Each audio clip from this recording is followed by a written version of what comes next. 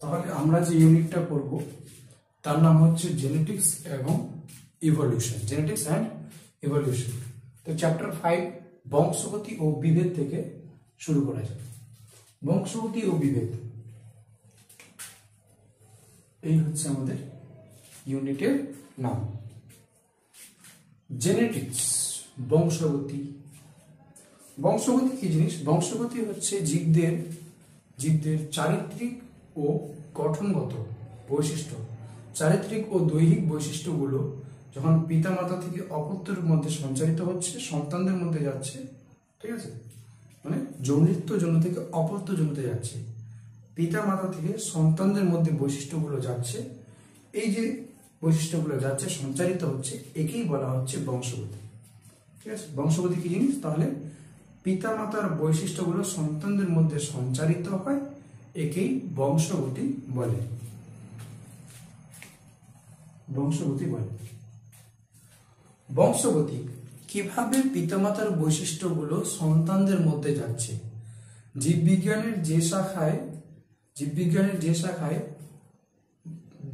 যে শাখায় বৈশিষ্ট্যের যৌনিত্ব যৌন থেকে অপত্য যৌনের মধ্যে বৈশিষ্ট্যের সঞ্চারণ নিয়ে আলোচনা করা হয়, তাকে বলা হচ্ছে বংশগতি বিদ্যা। ঠিক আছে, কিভাবে বাবা মার বৈশিষ্ট্যগুলো সন্তানদের মধ্যে যাচ্ছে, বিজ্ঞানের যে শাখায় আমরা এটা আলোচনা করব, সেই বিজ্ঞানের শাখাটাকে বলা হবে জেনেটিক্স বা বংশগতি বিদ্যা বা সুপ্রজনন বিদ্যা বা জিন তত্ত্ব। ঠিক আছে, তাহলে জেনেটিক্স কি? জেনেটিক্সে আমরা কি জানবো? জেনেটিক্সে জানবো যে কিভাবে সন্তানদের বৈশিষ্ট্যগুলো, বাবা মার বৈশিষ্ট্যগুলো কিভাবে সন্তানদের মধ্যে যাচ্ছে, এই জিনিসটা জানবো। সেটা হচ্ছে আমাদের জেনেটিক্সে বা বংশগতি বিদ্যা। এই বংশগতি বিদ্যা সম্পর্কে আমাদের সঠিকভাবে জ্ঞান দিয়েছেন সেটা হচ্ছে বিজ্ঞানী মেন্ডেল। তো বংশগতির জনক বলা হবে বিজ্ঞানী মেন্ডেলকে।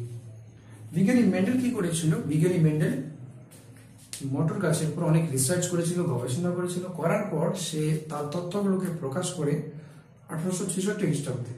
তখন যখন সে তথ্যগুলো প্রকাশ করে, তখনকার বিজ্ঞানীগুলো সেটা ততটাও মানতে রাজি হয়নি। তো এবার ততটাও মানতে রাজি হয়নি। প্রায় 34 বছর পর বিজ্ঞানী টেসমার্ক, ডেভরিস, করেন্স এসব বিজ্ঞানীরা যখন গবেষণা করে দেখলো, এরা যে তথ্যগুলো পেল সেই অনুযায়ী তখন কি বললো যে না, মেন্ডেল যেটা বলছে ঠিক বলেছে। 1866 খ্রিস্টাব্দে বিজ্ঞানীরা মেন্ডেলের কথা মানতে চায়নি, বলছে না, মেন্ডেল সব ভুলভাল করে নিয়ে চলে এসছে, হবে না, মানা যাবে। কিন্তু পরে যখন রিসার্চ করে দেখা গেল যে দেখছে না, মেন্ডেল ঠিক কোথায় বলেছে। ঠিক আছে, তো পুনরায় আবিষ্কার হয় তার তথ্যগুলো। এই 3টা বিজ্ঞানীর অবদান রয়েছে তাতে। ঠিক আছে, মেন্ডেল যে তথ্যগুলো আমাদেরকে দিয়েছে, ঠিক আছে, মেন্ডেল বংশগতির উপর পরীক্ষা নিরীক্ষা চালিয়ে যে তথ্যগুলো আমাদেরকে দিয়েছে, মেন্ডেলের সেই তথ্যগুলোকে একসঙ্গে বলা হবে মেন্ডেলিজম বা মেন্ডেলবাদ। যেমন ডারউইন যে তথ্যগুলো দিয়েছে তাকে কি বলবো? ডারউইনবাদ। এরকম ভাবে ল্যামার্কবাদ আমরা পড়েছি এর আগে। তো এরকম মেন্ডেল বংশগতির উপর রিসার্চ করে যে তথ্যগুলো আমাদেরকে দিয়েছে, অর্থাৎ মেন্ডেলের সূত্রগুলো, সেগুলোকে বলবো আমরা মেন্ডেলবাদ।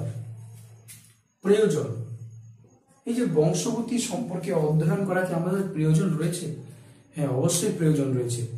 যদি বংশগতি সম্পর্কে আমাদের, বংশগতি বিদ্যা সম্পর্কে আমাদের জ্ঞান থাকে, তাহলে আমরা বুঝতে পারবো যে কিভাবে বাবা মার বৈশিষ্ট্যগুলো সন্তানদের মধ্যে যাচ্ছে। ঠিক আছে, এছাড়াও উদ্যান বিদ্যা মানে বাগানে কালচার, এবার কৃষিকাজ, এগুলোতেও এই বংশগতি বিদ্যার যে জেনেটিক্সের যে জ্ঞানটা, সেটা প্রচুর পরিমাণে এখন কাজে লাগছে। ঠিক আছে, এছাড়াও জেনেটিক ইঞ্জিনিয়ারিং। ঠিক আছে, জেনেটিক ইঞ্জিনিয়ারিং কি? যেমন এমন একটা আমরা তুলো গাছ বানিয়েছি, সেই তুলো গাছকে যদি পোকা খেয়ে নেয় তো পোকাটা মারা যাবে, তুলো গাছের কোনো কিছু হবে না। ঠিক আছে, তো এরকম আমরা গাছ তৈরি করেছি। আগে কি হতো? গাছকে পোকায় খেয়ে নেবে, গাছ শেষ। কিন্তু এখানে কি হচ্ছে? এখানে হচ্ছে যে তুলো গাছকে আমরা এমন ভাবে মডিফাই করে দিয়েছি, তুলো গাছকে পোকা খেতে আসলে পোকাটাই মারা যাবে। তো এটা আমরা জেনেটিক ইঞ্জিনিয়ারিং এর মাধ্যমে করতে পেরেছি। এছাড়াও চায়নায় জেনেটিক ইঞ্জিনিয়ারিং এর প্রচুর অ্যাপ্লিকেশন রয়েছে, এবং জেনেটিক ইঞ্জিনিয়ারিং এর সাহায্যে বা এই জেনেটিক্স এর সাহায্যে আমরা কিছু চিকিৎসার চিকিৎসা শাস্ত্রে অনেক উন্নতি হয়েছে, ঠিক আছে, চিকিৎসাতেও এটা অনেক কাজে দিয়েছে। আমরা কিছু বংশগত রোগগুলোকে ট্রিটমেন্ট করতে সফল হয়েছি এবং এটার উপর আরো অনেক রিসার্চ চলছে। এবার যখন আমরা জেনেটিক্স নিয়ে জানবো বা বংশগতি বিদ্যা নিয়ে জানবো, বংশগতি নিয়ে জানবো যে কিভাবে বাবা মার বৈশিষ্ট্যগুলো সন্তানদের মধ্যে যাচ্ছে, যখন আমরা এই বিষয়টা নিয়ে অধ্যয়ন করবো তো আমাদের একটা জিনিস জানতে হবে, সেটা হচ্ছে জিন সম্পর্কে জানতে হবে। জিন, জিন বলতে কি বোঝায়? এটা তোমরা অনেকবার পড়েছো। ডিএনএর ক্ষুদ্র ক্ষুদ্র একক, ডিএনএর ক্ষুদ্র ক্ষুদ্র অংশ, ডিএনএর ক্ষুদ্র ক্ষুদ্র অংশ যা বংশগত বৈশিষ্ট্যের ধারক ও বাহক হিসেবে কাজ করে তাকে জিন বলে। তার মানে বাবা মা থেকে বৈশিষ্ট্যটা সন্তানদের মধ্যে বয়ে নিয়ে যাচ্ছে, যেই জিনিসটা বাবা মার বৈশিষ্ট্যগুলো সন্তানদের মধ্যে নিয়ে যাচ্ছে সেই উপাদানটাকে বলা হবে জিন। এটা আসলে ডিএনএ ছোট ছোট অংশগুলো হয় জিন। জিন শব্দটা প্রথম ব্যবহার করেছেন বিজ্ঞানী WL জনসন, ঠিক আছে, আর জেনেটিক্স শব্দটা ব্যবহার করেছে উইলিয়াম বেটসন, ঠিক আছে। এরপরে যখন আমরা জিন সম্পর্কে পড়বো, জেনেটিক্স সম্পর্কে পড়বো, তখন আমাদের কিছু ছোট ছোট পার্ট আমাদেরকে জেনে রাখতে হবে, ছোটখাটো বিষয় যেগুলো আমাদের জানা দরকার। জিন প্রথমত আমরা জানবো, যখন বংশগতি নিয়ে পড়বো, বংশগতি বিদ্যা বা জেনেটিক্স নিয়ে পড়বো, সবথেকে প্রথমে আমাদেরকে জানতে হবে জিন কি। জিন থেকেই তো আসছে জেনেটিক্স। জিন কি জিনিস? জিন হচ্ছে বংশগত বৈশিষ্ট্যের ধারক ও বাহক হিসেবে কাজ করে ডিএনএর ক্ষুদ্র ক্ষুদ্র অংশ, তাকেই জিন বলে, ঠিক আছে। বংশগত বংশগতির কার্যগত ও গঠনগত একক হচ্ছে জিন, ঠিক আছে। অ্যালিল বা অ্যালিলমর্ফ, একই জিনের বিভিন্ন রূপভেদকে বলা হচ্ছে অ্যালিল। একটাই জিন আছে, মনে করো যে জিন আছে, উচ্চতার জিন আছে, উচ্চতা লম্বা হবে না বেটে হবে, এরকম উচ্চতার জিন আছে, উচ্চতার জিন, ঠিক আছে, উচ্চতার জিন আছে।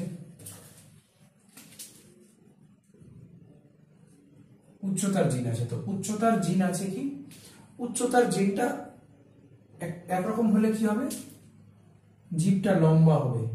জীব, মনে করো একটা গাছ আছে, গাছের মধ্যে জিনটা উচ্চতার যে জিন, গাছটা উচ্চ কতটা হবে সেই জিনটা একটা আছে, যেটা লম্বা হবে সেই জিনটা থাকলে, আর একটু অন্যরকম আছে, ওটা থাকলে বেটে হবে, উচ্চতাটা কম হবে, বেটে হবে, ঠিক আছে। তাহলে কি হচ্ছে? জিন একটাই, ওটা হালকা আলাদা আলাদা আছে শুধু, ঠিক আছে। তো একই জিনের বিভিন্ন রূপভেদকে বলা হচ্ছে অ্যালিল। সাধারণত একটা জিনের দুটো অ্যালিল থাকে, দুটোর বেশি অ্যালিল থাকতে পারে, কিন্তু দুটো অ্যালিল থাকে, ঠিক আছে। এরপরে রয়েছে লোকাস কি? ক্রোমোজোমের যে স্থানে জিন থাকে, তাকে বলা হচ্ছে লোকাস, ঠিক আছে। এই হচ্ছে আমাদের ক্রোমোজোম, ঠিক আছে। ক্রোমোজোমের এই জায়গায় কি আছে? জিন আছে। তো ক্রোমোজোমের এই জায়গায় জিন আছে, তো এই জিনের এটা হচ্ছে লোকাস। মনে করো এখানে আছে ক্যাপিটাল টি, উচ্চতার জিন, তো এটা হচ্ছে তোমার উচ্চতার জিনের লোকাস। লোকেশন অফ জিন, জিনোটাইপ, ঠিক আছে। কোনো একটা বৈশিষ্ট্য আছে, কি বৈশিষ্ট্য আছে? কোনো একটা বৈশিষ্ট্য আছে, মনে করো লম্বা, উচ্চতা হচ্ছে লম্বা, ঠিক আছে। কোনো একটি বৈশিষ্ট্যের জন্য জীবের ভিতরে যে জিনের সমাহার বা সমন্বয়, তাকেই জিনোটাইপ বলে, ঠিক আছে। লম্বা একটা উচ্চতা, ঠিক আছে। এই বৈশিষ্ট্যটার জন্য, এই লম্বা বৈশিষ্ট্যের জন্য জীবের মধ্যে দু রকম জিন থাকতে পারে, ঠিক আছে। একটা হচ্ছে ক্যাপিটাল টি জিন থাকতে পারে। ক্যাপিটাল টি মানে হচ্ছে লম্বা জিন। এই যে উচ্চতার জিন আছে, তো টলের টি নিলাম, ঠিক আছে। রিপ্রেজেন্টেশনটা একটু দেখবে যে উচ্চতার যখন জিন আছে, তো উচ্চতা কেমন হতে পারে? টল, লম্বাটা বেশ ভালো, তো টলের টি নিয়ে নিলাম, বড় হাতের টি, এটা উচ্চতার জিন, বড় হাতের টি, লম্বা হবে। আর যদি বেটে হয় কিনা, তো বেটে হলে কি হবে? শর্ট, তা আমরা লম্বার টলের স্মল অক্ষরটা নিব, স্মল টি বোঝানোর জন্য, ঠিক আছে। এটা যদি আমরা যেটা বেশ ভালো, ঠিক ঠিক আছে, বেশ ভালো বৈশিষ্ট্য, যেটা উন্নত মানের, সেটার জন্য নিব আমরা ক্যাপিটাল লেটার, আর তার স্মল লেটারটাই নিব যেটা অনুন্নত বৈশিষ্ট্য আছে, যেটা অনুন্নত আছে। যেরকম লম্বা, লম্বা বেশ ভালো, টল, একটু বেটে আলাদা রকম, তাই তো? এক্সপ্লেন করব, আলাদা রকম বলে কিছু নেই, আপাতত বলছি যে মনে করো একটু অন্যরকম বৈশিষ্ট্য বলে কিছু নেই। এটা হচ্ছে প্রকট বৈশিষ্ট্য আর প্রচ্ছন্ন বৈশিষ্ট্য, কিন্তু ওগুলো পরে জানবে। আপাতত জেনে রাখো যেটা ভালো, বেশ স্ট্রং, যেটা বেশি ভালো, সেটাকে আমরা বড় হাতের অক্ষর দিয়ে রিপ্রেজেন্ট করছি, আর তার ছোট হাতের অক্ষর নিয়ে তার উল্টো বৈশিষ্ট্যটাকে রিপ্রেজেন্ট করছি। যেরকম লম্বার জন্য টল শব্দ আছে, টল শব্দের টি নিয়ে লম্বা বোঝালাম, আর স্মল টি নিয়ে বেটে বোঝালাম, ঠিক আছে? তো মনে করো কোনো একটা গাছ লম্বা হবে, তো তার মধ্যে ক্যাপিটাল টি জিন আছে, ঠিক আছে? অথবা লম্বা হবে, ওর মধ্যে ক্যাপিটাল টি আর স্মল টি জিন আছে। ক্যাপিটাল টি আর স্মল টি জিন থাকলে সেটা লম্বা হবে। তাহলে কোনো একটি চারিত্রিক বৈশিষ্ট্যের জন্য জীবের মধ্যে যে জিনের সমাহার বা সমন্বয় রয়েছে তাকে বলা হচ্ছে জিনোটাইপ। আমার চারিত্রিক বৈশিষ্ট্য যে আমি লম্বা হব, আমার লম্বার জন্য আমার মধ্যে যে জিন রয়েছে সেই জিনের সমাহারকে বলা হবে জিনোটাইপ, ঠিক আছে? ফিনোটাইপ কি? ফিনোটাইপ কি জিনিস? ফিনোটাইপ কোনো একটি জীব ব্যয়িক, কোনো একটি জীবের ব্যয়িক বৈশিষ্ট্যের প্রকাশকে, বাহ্যিক বৈশিষ্ট্যের প্রকাশকে বলা হচ্ছে ফিনোটাইপ। যেমন তাকে দেখতে বাইরের থেকে লম্বা লাগছে, লম্বা মনে হচ্ছে, দীর্ঘ, তো লম্বা হচ্ছে ফিনোটাইপ। ওকে দেখতে বেটে লাগছে, বেটে হচ্ছে ফিনোটাইপ, ঠিক আছে? যেটা আমরা বাইরের থেকে দেখতে পাবো সেটা হচ্ছে ফিনোটাইপ, আর যেটা ওর ভিতরে রয়েছে সেটা হচ্ছে জিনোটাইপ, ঠিক আছে? আমার ভিতরে ক্যাপিটাল ডি জিন রয়েছে, তো ক্যাপিটাল টি হচ্ছে আমার জিনোটাইপ। আমাকে বাইরের থেকে দেখে লম্বা লাগছে, এটা হচ্ছে আমার ফিনোটাইপ। যেটা তুমি বাইরের থেকে দেখতে পাচ্ছ ওটা হচ্ছে ফিনোটাইপ, আর ওর ভিতরে যেটা আছে সেটা হচ্ছে জিনোটাইপ। যেমন বাইরের থেকে দেখতে লাগছে বেটে, বেটে বাইরের থেকে দেখতে লাগছে বেটে, তো বেটে হচ্ছে ওর ফিনোটাইপ। তুমি বাইরের থেকে দেখতে পাচ্ছ খালি চোখে, ফিনোটাইপ। ওর ভেতরে যে জিন রয়েছে, এই বেটের জন্য জিন আছে স্মল টি, তো এটা হচ্ছে জিনোটাইপ। এটা হচ্ছে ভেতরে স্মল টি রয়েছে, জিনের সমাহার, স্মল টি জিন আছে, তো স্মল টি জিন হচ্ছে জিনোটাইপ। আর স্মল টি জিনের জন্য বাইরে লম্বা বেটে দেখাচ্ছে, বেটেটা হচ্ছে ফিনোটাইপ। জিনোম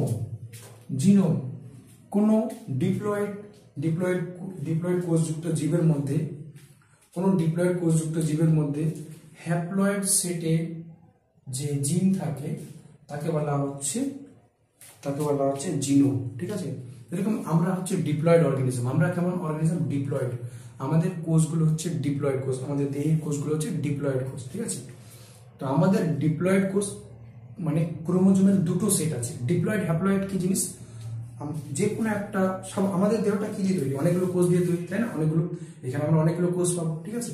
তো একটা কোষের কথা আমি বলি, আমাদের একটা কোষ হচ্ছে ডিপ্লয়েড কোষ, যাকে আমরা 2n দিয়ে বোঝাবো, ঠিক আছে? 2n মানে আমাদের কোষগুলো হচ্ছে ডিপ্লয়েড কোষ, মানে ক্রোমোজোমের দুটো সেট আছে। আমাদের মধ্যে ক্রোমোজোম সংখ্যা হচ্ছে 46।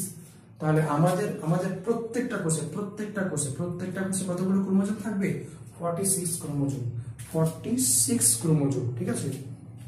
দুটা করে সেট থাকবে, 23 দুটা সেট থাকবে, ঠিক আছে? তো ডিপ্লয়েড কোষ, ঠিক আছে?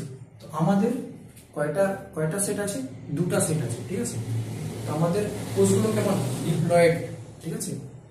এবার ডিপ্লয়েড, আমরা জীবগুলো রয়েছে ডিপ্লয়েড, ঠিক আছে?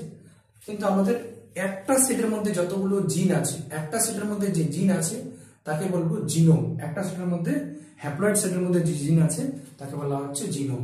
ডিপ্লয়েড জীবের হ্যাপ্লয়েড কোষে, ডিপ্লয়েড জীবের হ্যাপ্লয়েড ক্রোমোজোম সেটে যে জিন থাকে, মানে দুটা ক্রোমোজোমের সেট আছে কিনা? দুটা ক্রোমোজোমের সেট আছে। একটা সেটে যতগুলো জিন আছে, একটা সেটে যে জিনগুলো আছে, মানে 23টা ক্রোমোজোমে যতগুলো জিন আছে তাকে বলবো আমি জিনোম। তাকে কি বলবো? জিনোম, ঠিক আছে? দুটো সেট রয়েছে 23।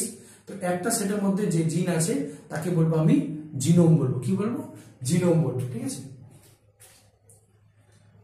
এবার বলছি হোমোলোগাস ক্রোমোজোম। হোমোলোগাস ক্রোমোজোম কি জিনিস? হোমোলোগাস ক্রোমোজোম কি জিনিস? ঠিক আছে, আমি কি বললাম যে আমাদের দেহের মধ্যে কতগুলো ক্রোমোজোম রয়েছে? হ্যাঁ, কতগুলো ক্রোমোজোম রয়েছে? আমাদের দেহের মধ্যে ক্রোমোজোমে রয়েছে দুটা সেট, তাই না? আমাদের দেহের মধ্যে ক্রোমোজোমের সেট রয়েছে দুটা, তার মানে 46 দুটা। তো এই যে দুটা সেট রয়েছে কিনা, তো আমাদের ক্রোমোজোমের 23টা জোড়া আছে, আর 23টা জোড়া 46টি ক্রোমোজোম, 23 জোড়া।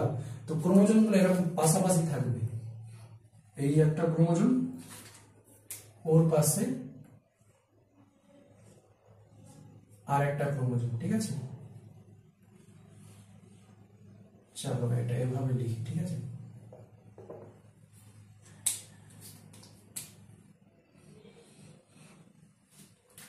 এই যে দেখো দুটা করে ক্রোমোজোম জোড়া জোড়া করে আছে, এরকম আমাদের দেহের মধ্যে 23টা জোড়া থাকবে। কয়টা জোড়া থাকবে? 23টা জোড়া থাকবে। ঠিক আছে, এগুলো ছোট ক্লাসে ছিল। তো যেগুলো ক্রোমোজোম আকৃতি, গঠন আর আচরণ প্রায় একই রকম, সমবৈশিষ্ট্য সম্পন্ন, আর এরা জোড়বদ্ধভাবে একসঙ্গে থাকে, তাদেরকে বলা হবে সমস্ত ক্রোমোজোম বা হোমোলোগাস ক্রোমোজোম। ঠিক আছে, তাহলে কি, যে ক্রোমোজোম কি থাকছে? জোড়া জোড়া থাকছে। যে দুটি ক্রোমোজোম আকৃতি, গঠন ও আচরণ এবং বৈশিষ্ট্য প্রায় সমান এবং একসঙ্গে জোড়বদ্ধ অবস্থায় থাকে, তাদেরকে বলা হবে হোমোলোগাস ক্রোমোজোম বা সমস্ত ক্রোমোজোম। তাহলে সমস্ত ক্রোমোজোম কাকে বলছে? যেই ক্রোমোজোমগুলো জোড়ায় জোড়ায় থাকছে, বৈশিষ্ট্যগুলো একই রকম, আকারগুলো একই রকম, গঠনগুলো একই রকম, আচরণগুলো একই রকম, আর এরা একসঙ্গে থাকছে, তাদেরকে বলবো সমস্ত ক্রোমোজোম বা হোমোলোগাস ক্রোমোজোম।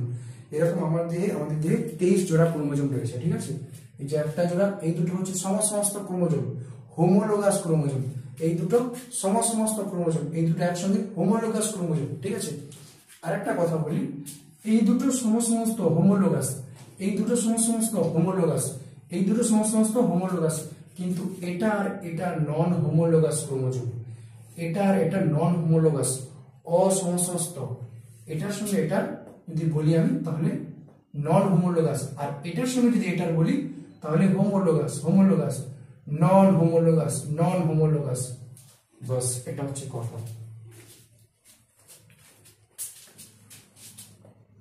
এবার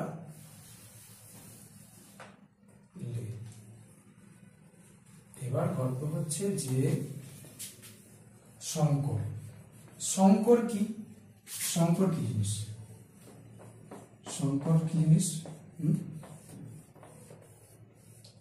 শঙ্কর মানে হচ্ছে যে দুটো বিপরীতধর্মী জীবের মিলনের ফলে কোনো মিশ্রিত জীব সৃষ্টি হচ্ছে, কোনো একটা জীব সৃষ্টি হচ্ছে।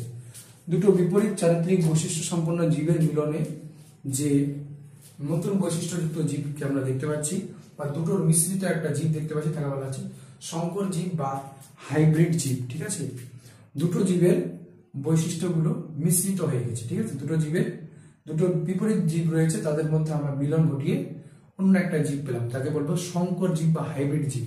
অ্যাকচুয়ালি বৈশিষ্ট্য মিশ্রিত হওয়াটা অতটাও ঠিক হবে না, বাট আমি যেটা বলবো অ্যাকচুয়ালি যেটা হবে যে দুটো বিপরীতধর্মী জীবের মিলনের ফলে যে অপত্য জীব তৈরি হবে, তাকে বলা হচ্ছে শঙ্কর জীব। ঠিক আছে, এটা একটা জীব রয়েছে, এটা একটা জীব রয়েছে বিশুদ্ধ জীব, এটা একটা বিশুদ্ধ জীব। ঠিক আছে, দুটো জীবের মধ্যে মিলন ঘটিয়ে তারপরে আমরা সেখান থেকে একটা নতুন জীব পেলাম। এটা একটা জীব, এটা একটা জীব, এদের মধ্যে মিলন ঘটিয়ে নতুন একটা জীব পেলাম, তাকে বলবো আমি শঙ্কর জীব। ঠিক আছে, শঙ্কর জীব বা হাইব্রিড জীব, ঠিক আছে। এবার কি বলছে?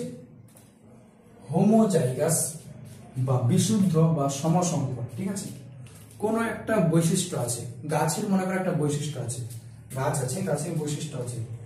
গাছের বৈশিষ্ট্য কি? গাছের বৈশিষ্ট্য হচ্ছে উচ্চতা। ঠিক আছে, উচ্চতার সাপেক্ষে কোন একটি বৈশিষ্ট্যের সাপেক্ষে যদি জীবের মধ্যে সমধর্মী এলিল থাকে, ঠিক আছে, একটি বৈশিষ্ট্যের জন্য জীবের মধ্যে যদি সমধর্মী এলিল থাকে, মনে করো যে এইটা হচ্ছে জীবের ক্রোমোজোম, ঠিক আছে, ক্রোমোজোমের জোড়া। তো এখানে দুটা এলিল সমান আছে, মানে একটা এলিল ক্যাপিটাল টি আছে আর একটা এলিলও ক্যাপিটাল টি। উচ্চতার জন্য আমরা একটু আগে কি দেখলাম, উচ্চতার জন্য একটা লম্বা, ঠিক আছে, লম্বা, এটার জন্য ক্যাপিটাল টি, আর একটা হচ্ছে বেটে ছোট, স্মল টি, ঠিক আছে।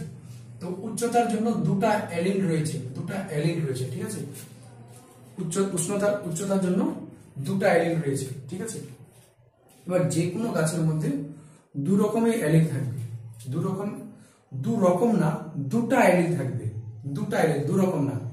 মনে করে একটা মটর গাছ আছে, কোন গাছ আছে, একটা মটর গাছ আছে, ওর মধ্যে কি আছে, দুটা এলিল আছে। ওর মটর গাছের উচ্চতা কত হবে, মটর গাছ কি লম্বা হবে নাকি বেটে হবে, মটর গাছ লম্বা হবে নাকি বেটে হবে, এর জন্য ওর মধ্যে দুটা এলিল থাকবে। কি থাকবে, উচ্চতা নির্ণয় করার জন্য দুটা এলিল থাকবে।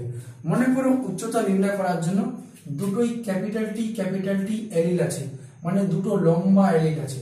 তো এগুলো কি সমান ধর্মী, একই রকম ধর্ম। এটা থাকলেও জীবটা লম্বা হবে, মানে জীব মানে গাছ, এটা মানে এটা থাকলেও গাছটা লম্বা হবে, এটা থাকলেও গাছটা লম্বা হবে। দুটো সমধর্মী এলিল আছে, একই রকম ধর্মের এলিল আছে, ঠিক আছে। এবার দেখো আবার একটা ক্রোমোজোমের জোড়া আঁকলাম। এখানে স্মল টি,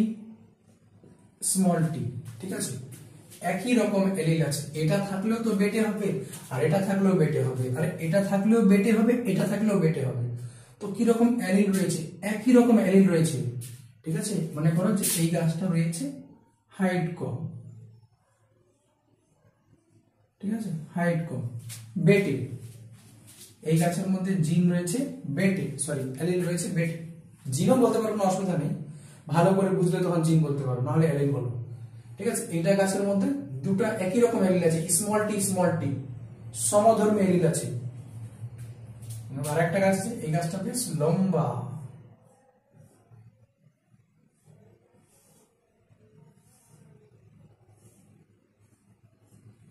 ঠিক আছে, লম্বা। এটার মধ্যে কি আছে, এটার মধ্যে দুটো সমধর্মী এলিল আছে।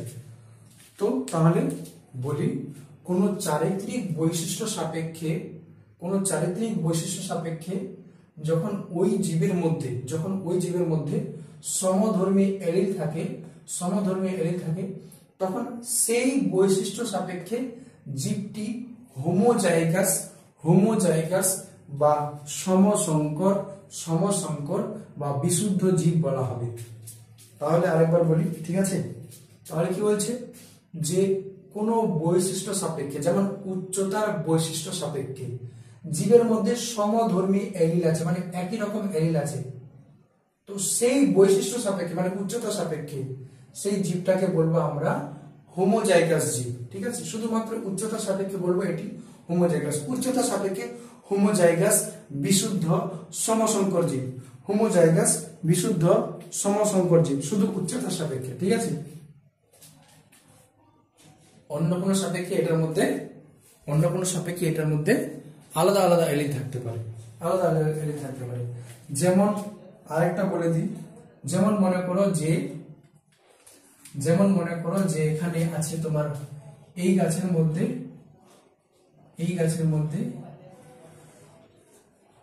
ঠিক আছে, এরকম বেশ গোলাকার দিব না,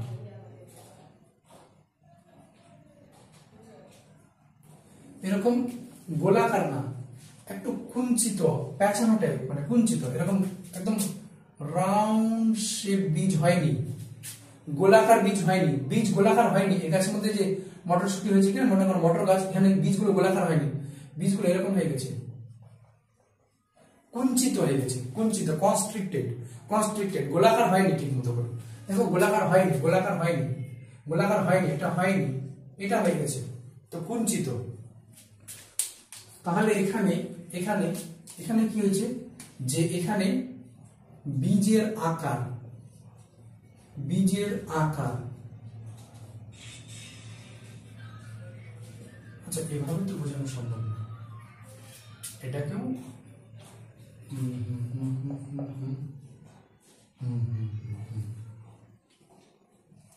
গোলাকার বীজ। আচ্ছা, এটার মধ্যে কি আছে? গোলাকার বীজ আছে। চলো ভুলে যাও, যেটা বলছি ওটা বললাম। এটার মধ্যে গোলাকার বীজ আছে। কেমন বীজ আছে? গোলাকার বীজ আছে, ঠিক আছে। গোলাকার বীজ, তো বীজের আকার দুই রকম হতে পারে। একটা কি হতে পারে? একটা বীজের আকার গোলাকার হতে পারে, আর একটা বীজের আকার এরকম কুঞ্চিত হতে পারে, পিওর গোলাকার হবে না, ঠিক আছে। তো গোলাকারটা কিন্তু বেশ ভালো, গোলাকার বীজ বেশ সুন্দর, তাই না? তো যখন গোলাকার আছে তখন তাকে বলছি আমি, গোলাকারের কি ইংরেজি কি? রাউন্ড। রাউন্ড বেশ ভালো, তো রাউন্ডের জন্য বড় হাতের আর নিলাম। আর গোলাকার না কুঞ্চিত, ওর জন্য ছোট হাতের আর নিলাম, ঠিক আছে। তো যেহেতু বীজের আকার আছে গোলাকার, ঠিক আছে, তো বীজের আকার গোলাকার কখন হবে? যদি ওর মধ্যে ক্যাপিটাল আর এলিল থাকে, তাহলে বীজটা গোলাকার হবে।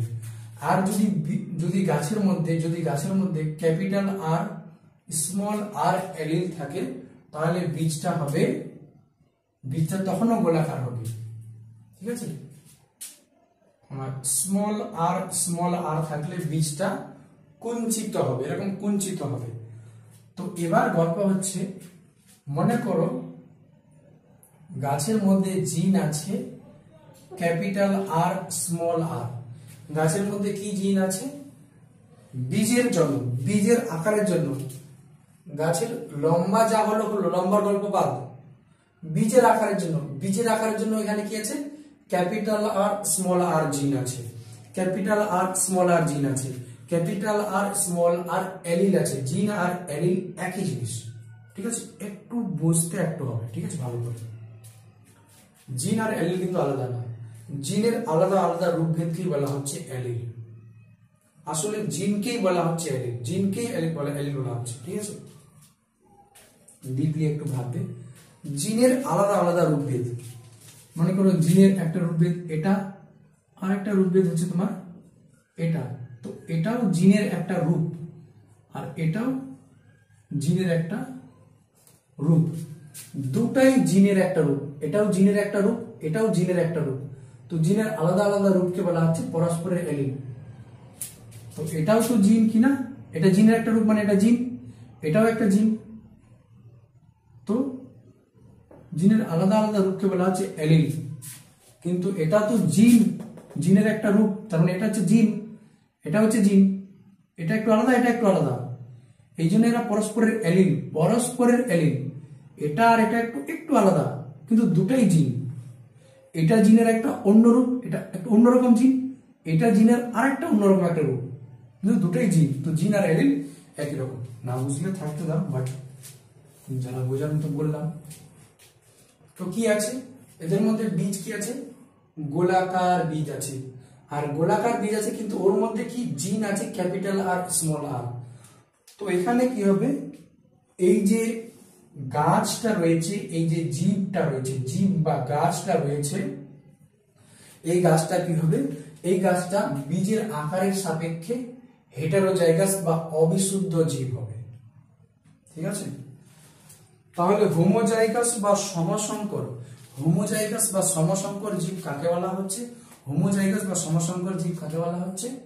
যখন কোনো চারিত্রিক বৈশিষ্ট্য সাপেক্ষে জীবের মধ্যে সমধর্মী এলিল থাকে, তখন সেই চারিত্রিক বৈশিষ্ট্য সাপেক্ষে জীবটিকে বলা হয় বিশুদ্ধ বা সমসংকর বা হোমোজাইগাস জীব। তাহলে উচ্চতার সাপেক্ষে এটা হচ্ছে হোমোজাইগাস। আবার বলি, যখন কোনো চারিত্রিক বৈশিষ্ট্য সাপেক্ষে জীবের মধ্যে বিপরীত ধর্মী এলিল থাকে বা ভিন্ন ধর্মী এলিল থাকে, আলাদা আলাদা এলিল আছে, বীজের আকারের জন্য দুটো আলাদা আলাদা এলিল আছে, তো একে বলবো আমি কি বলবো? একে বলবো আমি হেটারোজাইগাস বা বিষম সংকর বা সংকর বা অবিশুদ্ধ জীব, ঠিক আছে। অবিশুদ্ধ জীব যখন কি আছে এই গাছের মধ্যে বীজের জন্য দুটো আলাদা আলাদা এলিল আছে, দুটো আলাদা আলাদা এলিল আছে। একটা এলিল আছে ক্যাপিটাল আর আছে, আর একটা এলিল আছে স্মল আর। তো কি হচ্ছে, বীজের আকারের জন্য জীবের মধ্যে বা গাছের মধ্যে দুটো ভিন্ন ধর্মী এলিল আছে বা বিপরীত ধর্মী এলিল আছে, তখন তাকে বলবো আমি এই বীজের আকার উচ্চতা বীজের আকার সাপেক্ষে তাকে বলবো আমরা বীজের আকারের জন্য হেটেরোজাইগাস অবিশুদ্ধ সংকর বা বিষম সংকর জীব। ঠিক আছে, তাহলে যখন কোনো চারিত্রিক বৈশিষ্ট্য সাপেক্ষে জীবের মধ্যে আলাদা আলাদা এলিল থাকবে, আলাদা আলাদা ভিন্ন ধর্মী এলিল থাকবে, তখন তাকে বলবো হেটেরোজাইগাস জীব। আর যখন কোনো চারিত্রিক বৈশিষ্ট্য সাপেক্ষে জীবের মধ্যে একই রকম এলিল থাকবে, তখন সেই চারিত্রিক বৈশিষ্ট্য সাপেক্ষে জীবকে বলবো হোমোজাইগাস জীব। আশা করি বুঝতে পেরেছো, নাহলে রিভাইজ করে করে দেখতে হবে।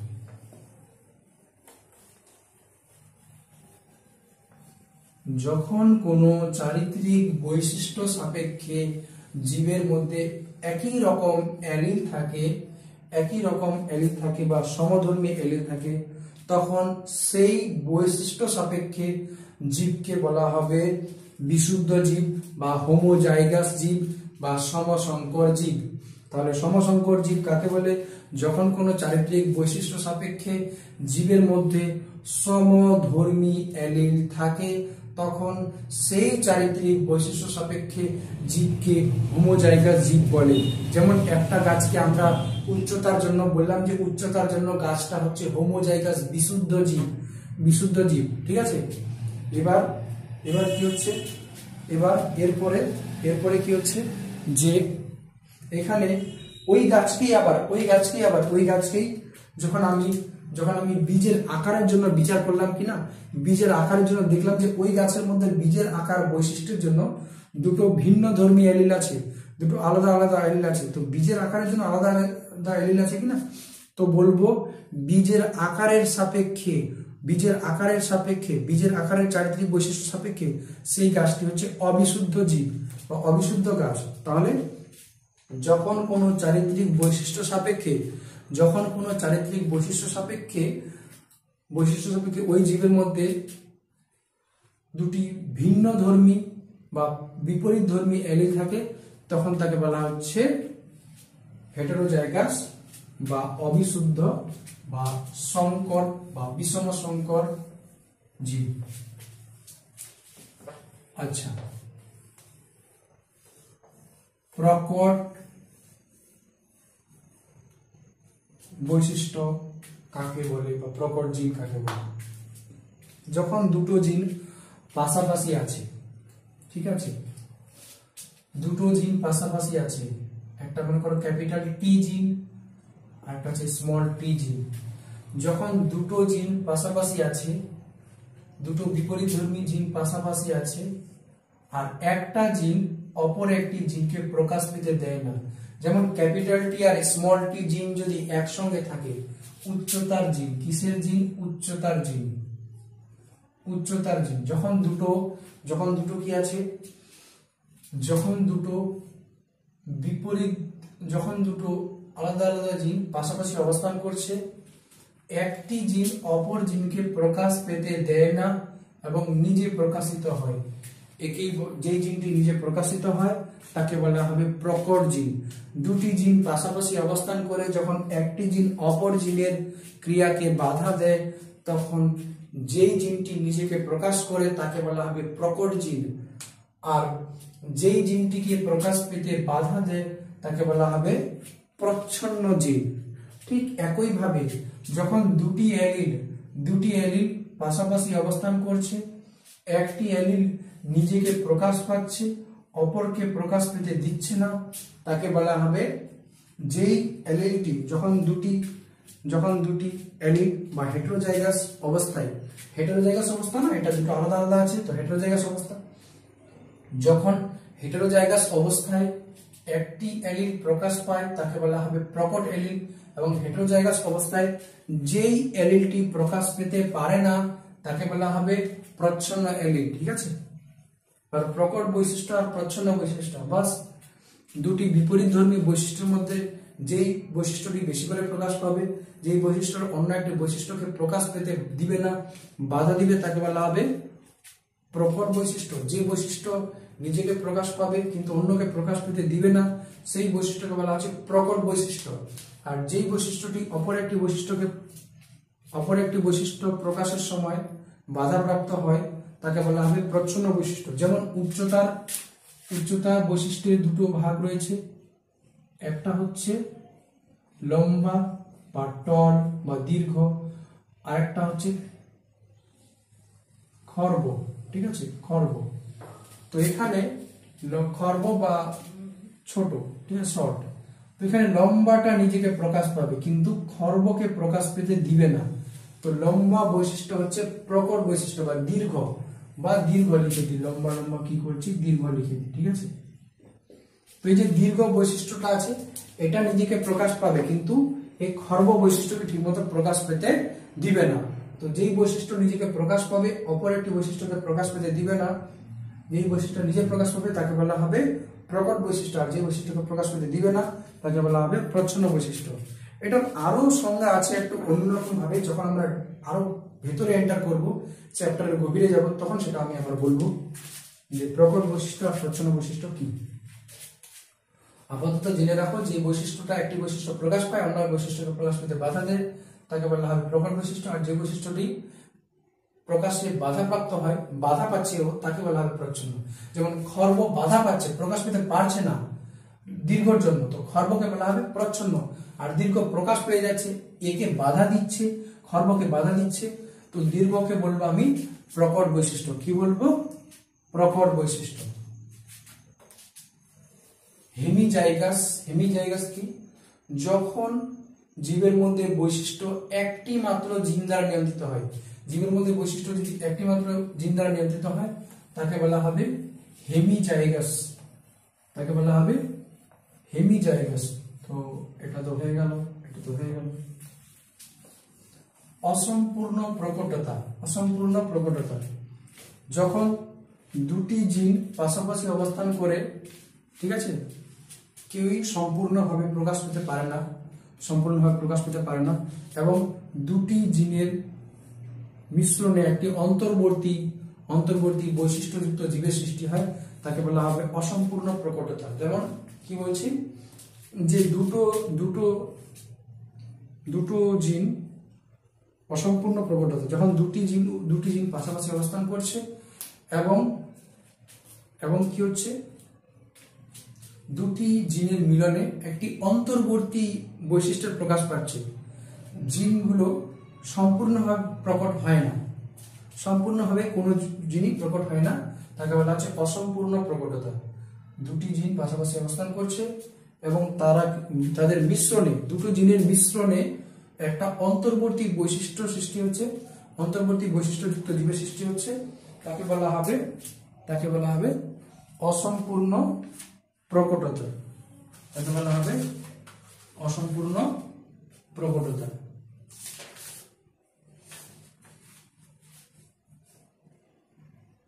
তাকে বলা হবে অসম্পূর্ণ প্রকটতা। যখন দুটি এলিল একসঙ্গে থেকেও কোনো একটির প্রকাশ না ঘটিয়ে একটি অন্তর্বর্তী বৈশিষ্ট্য প্রকাশ করে তখন জিনের এরূপ ধর্মকে বলা হচ্ছে অসম্পূর্ণ প্রকটতা। মানে দুটো জিন আছে, কোনো একটাও ঠিক মতো ভাবে প্রকট হতে পারছে না, সবারই প্রকট অসম্পূর্ণ, কেউ প্রকট হতে পারছে না, ঠিক আছে। আর দুটো মিলে একটা মিশ্রণ অন্তর্বর্তী বৈশিষ্ট্য তৈরি করছে, তাকে বলা হচ্ছে অসম্পূর্ণ প্রকটতা। যেমন লাল সন্ধ্যামালতী গাছ আর সাদা সন্ধ্যামালতী গাছ, ঠিক আছে, এই দুটার মিলনে একটা মিক্সচার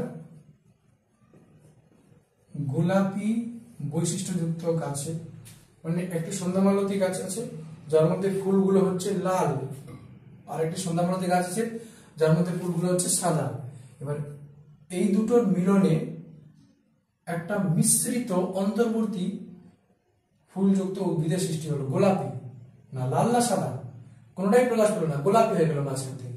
তো একে বলা হবে অসম্পূর্ণ প্রকটতা, অসম্পূর্ণ প্রকটতা। আচ্ছা, অসম্পূর্ণ প্রকটিতে চলে গেছি আমি।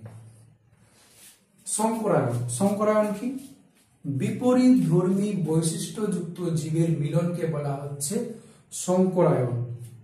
যেমন কি আছে, একটা গাছ আছে, ওটা আছে লম্বা, তার বিপরীত ধর্মী বৈশিষ্ট্য কি? লম্বার বিপরীতে কি? বেটে, তাই না? তো বিপরীত ধর্মী বৈশিষ্ট্যযুক্ত জীব আছে, এদের মধ্যে মিলন ঘটাচ্ছি। তো বিপরীত ধর্মী বৈশিষ্ট্যযুক্ত জীবের মধ্যে মিলন ঘটানোকে বলা হচ্ছে সংকরায়ন। সংকরায়ন কাকে বলছে? দুটি বিপরীত ধর্মী জীবের মধ্যে মিলন ঘটানোকে বলা হচ্ছে সংকরায়ন। সংকরায়ন, ঠিক আছে। একটু আগে বললাম গোলাকার বীজ আর কুঞ্চিত বীজ। একটা গাছের বীজগুলো আছে গোলাকার, আর একটা গাছের বীজগুলো আছে কুঞ্চিত, ঠিক আছে। তো এই গোলাকার বীজ আর কুঞ্চিত বীজ, এই দুটো, একটা গাছের গোলাকার বীজ আর একটা গাছের কুঞ্চিত বীজ, এই গাছ দুটোর মধ্যে মিলন ঘটালাম, একেই বলবো আমি সংকরায়ন। দুটো বিপরীত ধর্মী, বিপরীত ধর্মী বৈশিষ্ট্যযুক্ত জীবের মিলন ঘটানোকেই বলা হবে সংকরায়ন, ঠিক আছে। যদি আমি একটা বৈশিষ্ট্য নিয়ে মিলন ঘটাই, যদি এক জোড়া বিপরীত ধর্মী বৈশিষ্ট্য নিয়ে মিলন ঘটাই, তাহলে তাকে সংকরায়ন ঘটাই, তাহলে তাকে বলবো এক সংকর। আবার বলছি, বিপরীত ধর্মী বৈশিষ্ট্যযুক্ত জীবের মিলনকে বলা হচ্ছে সংকরায়ন। এটা লম্বা, এটা বেটে, বিপরীত, লম্বার বিপরীত বেটে, এই দুটোর মধ্যে, এই দুটো গাছের মধ্যে, লম্বা গাছ আর বেটে গাছ, মটর গাছ আছে, ঠিক আছে। লম্বা মটর গাছ, বেটে মটর গাছ, এই দুটো গাছের মধ্যে মিলন ঘটাচ্ছি, এই ঘটনাটাকে কি বলছে? সংকরায়ন। কি?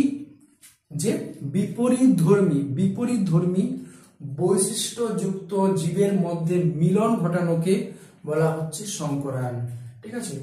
যখন এক জোড়া বিপরীত ধর্মী বৈশিষ্ট্য নিয়ে সংকরায়ন ঘটানো হয়, এক জোড়া বিপরীত ধর্মী বৈশিষ্ট্য নিয়ে সংকরায়ন ঘটানো হয়, তখন তাকে বলা হচ্ছে এক সংকর জনন।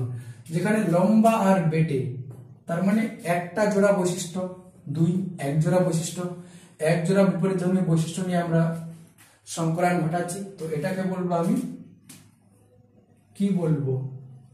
এক সংকর, ঠিক আছে। এবার দ্বিসংকর জনন। দ্বিসংকর, দেখো একটা বীজ রয়েছে, বীজটা হচ্ছে গোলাকার, বীজটা কেমন? গোলাকার বীজ আছে। কেমন বীজ আছে? গোলাকার বীজ আছে।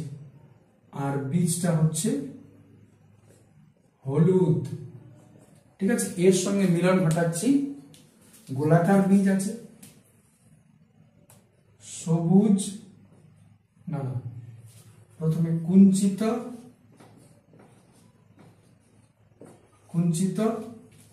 আর হচ্ছে সবুজ বীজযুক্ত গাছ, সবুজ, ঠিক আছে।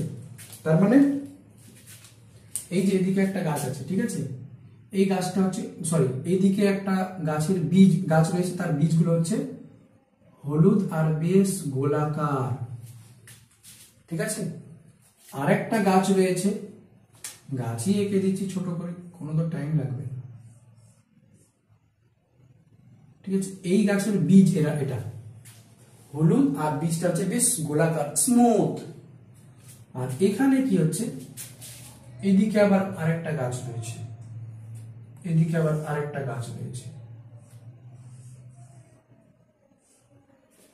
ঠিক আছে, এদিকে আবার আরেকটা গাছ রয়েছে। এই গাছের বীজটা কেমন? এই গাছের বীজটা হচ্ছে সবুজ রঙের, কুঞ্চিত, মানে ঠিক মতো গোল না, এরকম কুঞ্চিত হয়ে গেছে। এই গাছের বীজ এটা, ঠিক আছে, এই গাছের বীজ এটা।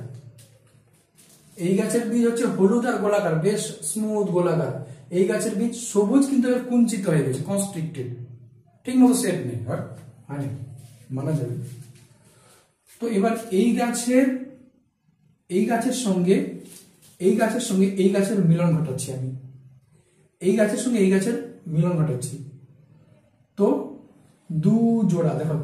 দুই জোড়া বিপরীত ধর্মী বৈশিষ্ট্য নিয়ে আমি সংকরায়ন ঘটাচ্ছি। সংকরায়ন মানে মিলন ঘটানো এক প্রকার, ঠিক আছে। তো দুই জোড়া বিপরীত ধর্মী বৈশিষ্ট্য নিয়ে যখন আমি সংকরায়ন ঘটাচ্ছি, বা দুই জোড়া বিপরীত বৈশিষ্ট্যযুক্ত জীবের মধ্যে মিলন ঘটাচ্ছি, তখন তাকে বলা হচ্ছে দ্বিসংকর জনন, ঠিক আছে। এরকম ভাবে তিন জোড়া বিপরীতধর্মী বৈশিষ্ট্য নিয়ে যদি আমি মিলন ঘটাই তাহলে তাকে বলবো ত্রিসংকর। আমাদের দ্বিসংকর পড়লেই যথেষ্ট, দ্বিসংকর অবধি বুঝলেই যথেষ্ট। দুই জোড়া বিপরীতধর্মী বৈশিষ্ট্যযুক্ত জীবের মিলনকে বলা হবে দ্বিসংকর জনন। দ্বিসংকর জনন।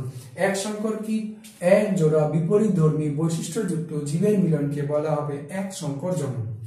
কি বলা হবে? এক সংকর জনন। জাইগোট সংক্রান্ত বোঝা গেল।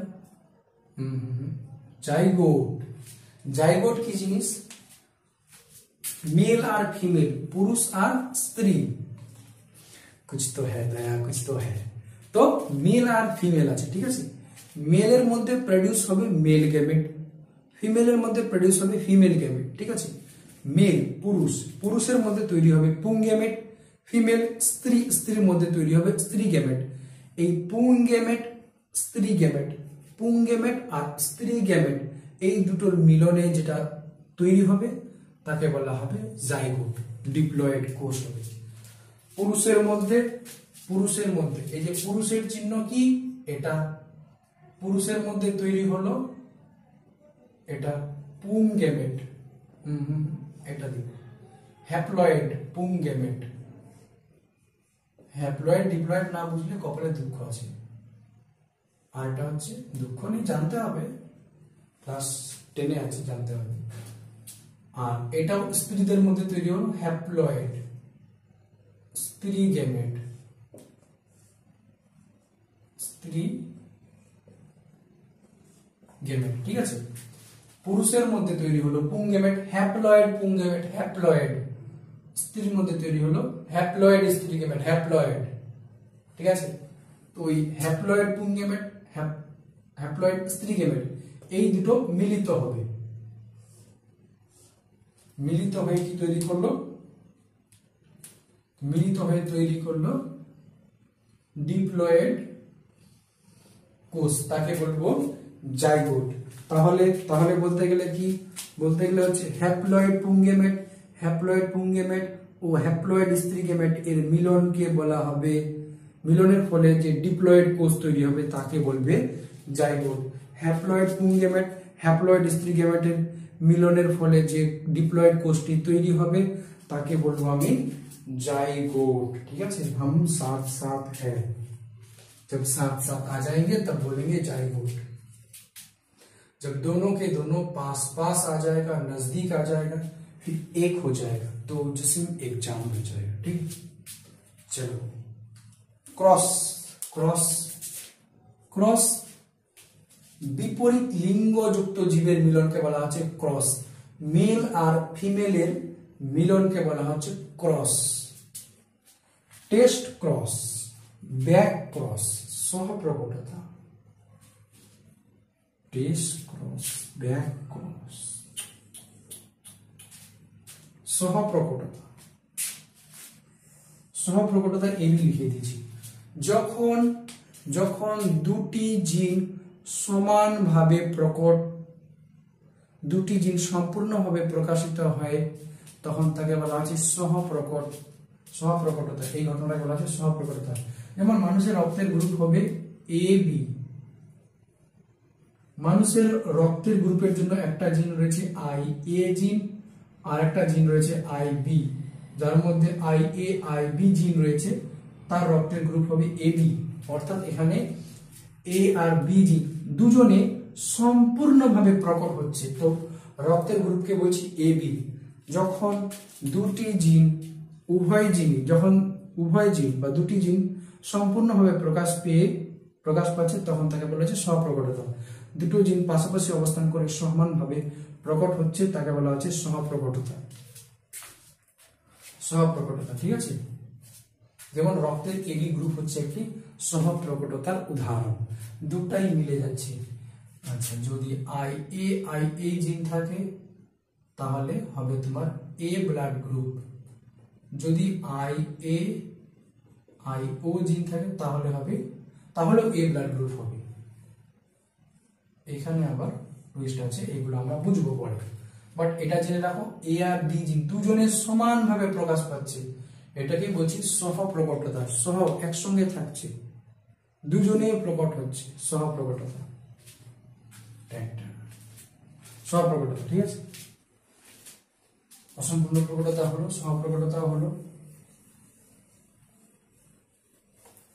এবার গল্প হচ্ছে মাল্টিপল জিন, মাল্টিপল অ্যালিল, মাল্টিপল অ্যালিল। সহপ্রকটতা হয়ে গেছে, ক্রস জাইগোট, এক সংখ্যক দ্বিসংখ্যক। মাল্টিপল জিন, যখন কোনো জীবের একটি চারিত্রিক বৈশিষ্ট্য অনেকগুলো জিন দ্বারা নিয়ন্ত্রিত হয়, সেই চরিত্রকে বলা আছে পলিজেনিক চরিত্র। পলিজেনিক চরিত্র। যেমন মনে করো যে দেহের বর্ণ, দেহের বর্ণ অনেকগুলো জিন দ্বারা নিয়ন্ত্রিত হচ্ছে, তো দেহের বর্ণ হচ্ছে একটা পলিজেনিক চরিত্র, ঠিক আছে। আর পলিজেনিক চরিত্র নিয়ন্ত্রণকারী জিনকে বলা হচ্ছে মাল্টিপল জিন। কি বলা হচ্ছে? মাল্টিপল জিন, মাল্টিপল জিন, ঠিক আছে। তাহলে কোনো একটি বৈশিষ্ট্য যখন অনেকগুলো জিন দ্বারা নিয়ন্ত্রিত হচ্ছে, তখন সেই বৈশিষ্ট্যকে বলা হচ্ছে মাল্টিপল পলিজেনিক চরিত্র। পলিজেনিক চরিত্র, কোনো একটি বৈশিষ্ট্য অনেকগুলো জিন দ্বারা প্রকাশিত হচ্ছে, তখন তাকে বলা হচ্ছে পলিজেনিক চরিত্র। তখন তাকে বলা হচ্ছে পলিজেনিক চরিত্র।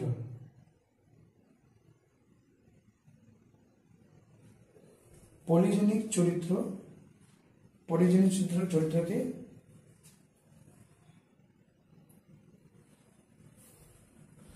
পলিজেনিক চরিত্র যে জিনগুলো নিয়ন্ত্রণ করে তাকে বলা হচ্ছে মাল্টিপল জিন। কোনো একটা বৈশিষ্ট্য যখন অনেকগুলো জিন মিলে নিয়ন্ত্রণ করছে, সেই বৈশিষ্ট্যকে বলা হচ্ছে পলিজেনিক চরিত্র, ঠিক আছে। আর পলিজেনিক চরিত্র নিয়ন্ত্রণ করছে যে জিনগুলো, তাকে বলা হবে মাল্টিপল জিন। যেমন দেহের বর্ণ, দেহের বর্ণ হচ্ছে একটা পলিজেনিক চরিত্র, পলিজেনিক চরিত্র, পলিজেনিক চরিত্র, ঠিক আছে। এই দেহের বর্ণটাকে নিয়ন্ত্রণ করছে কি? নিয়ন্ত্রণ করছে এ জিন, স্মল এ জিন, বি জিন, স্মল বি জিন, সি জিন, স্মল সি জিন, এরকম অনেকগুলো জিন মিলে এই দেহের বর্ণটাকে নিয়ন্ত্রণ করছে। তো দেহের বর্ণ হচ্ছে পলিজেনিক চরিত্র, আর যে জিনগুলো এই পলিজেনিক চরিত্রকে নিয়ন্ত্রণ করছে তাকে বলা হবে মাল্টিপল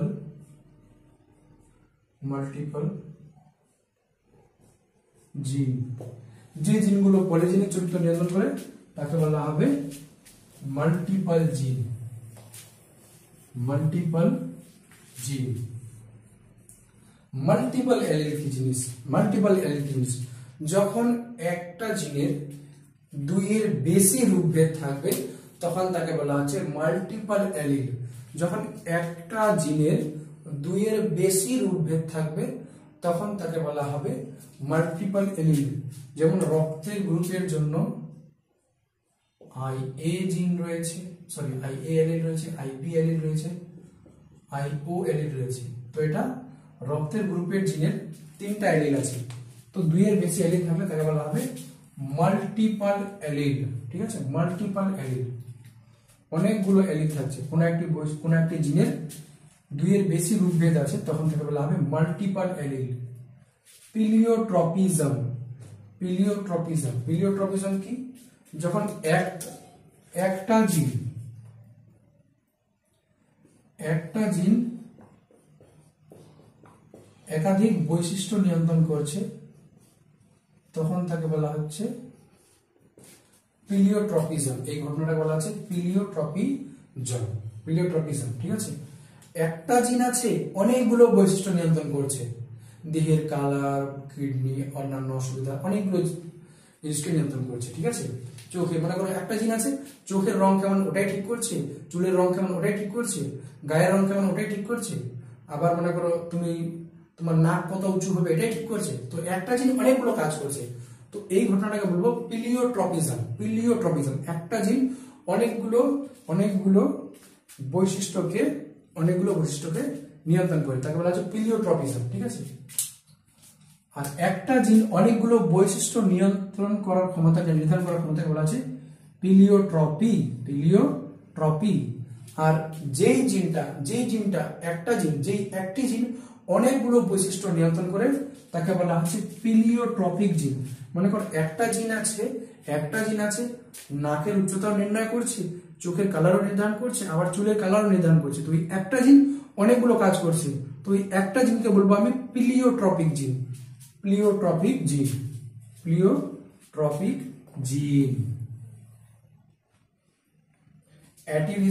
অ্যাটিভিজম কি?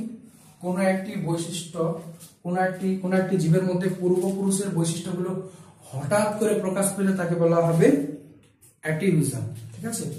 যেমন মনে করো যে আমাদের পূর্বপুরুষদের বানর লেজ ছিল, তাই না, হঠাৎ করে লেজ চলে আসলো, তো এটা হচ্ছে অ্যাটিভিজম। জাম্পিং জিন, ক্রোমোজোমের মধ্যে জিনের একটা নির্দিষ্ট অবস্থান থাকে, কিন্তু কোনো একটা জিন যদি ক্রোমোজোমের মধ্যে জাম্প করে, মনে করো এখানে ছিল, তারপরে আবার চলে আসলো এখানে, তারপরে 10 দিন পর ভালো লাগছে না তো চলে আসলো এখানে, তো একে বলবো আমি জাম্পিং জিন। যখন একটি জিন ক্রোমোজোমের বিভিন্ন স্থানে জাম্পিং করছে, স্থান পরিবর্তন করছে, তাকে বলবো জাম্পিং জিন। আইসো এলিল, যখন আলাদা আলাদা এলিল একই রকম বৈশিষ্ট্য নিয়ন্ত্রণ করছে তখন তাকে বলা হচ্ছে আইসো এলিল। বিভেদ বা প্রকরণ, একই প্রজাতির মধ্যে যে পার্থক্য আছে, একই প্রজাতির মধ্যে যে বিভেদ রয়েছে বা পার্থক্য রয়েছে তাকে বলা হচ্ছে প্রকরণ। যেমন আমিও মানুষ, তুমিও মানুষ, আমরা একই প্রজাতির, হোমো স্যাপিয়েন্স।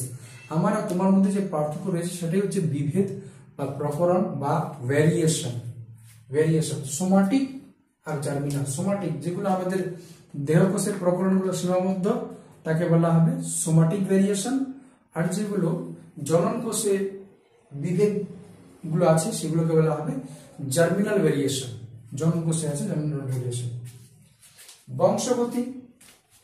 বংশগতির জন্য আমাদের যে শুরুয়াত করেছিল, মানে বংশগতি সম্পর্কে অধ্যয়ন করানো, ভালো করে বোঝা শুরু করেছিল প্রথম বিজ্ঞানী হচ্ছে টেস্টোস ব্যাক্রোসটা বুঝবো।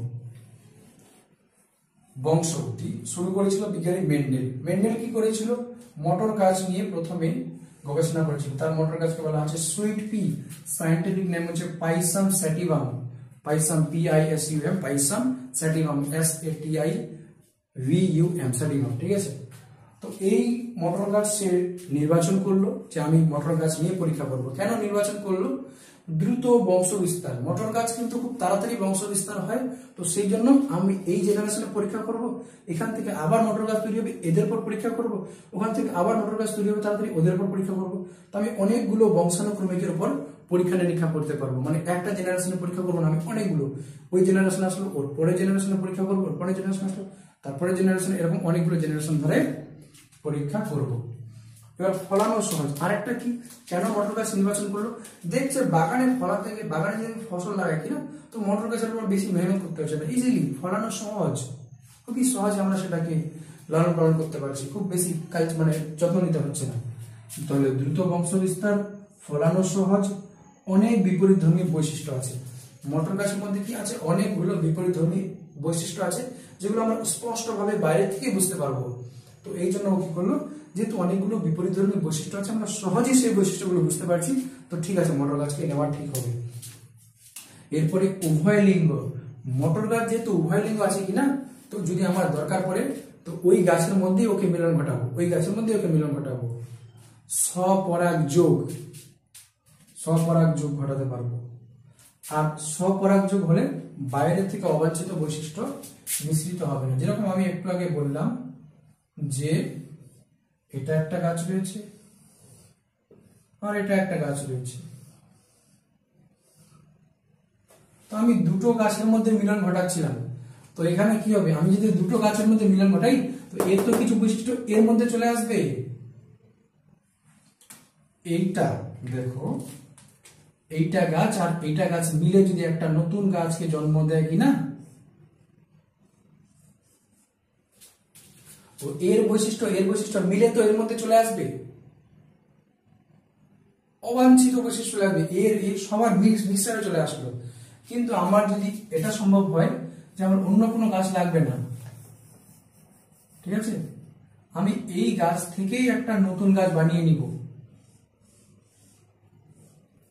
না এরকম ভাবে আঁকলে হবে না, ঠিক আছে।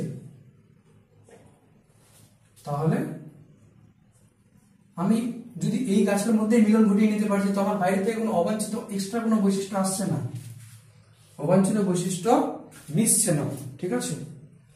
এবার সাফল্য লাভের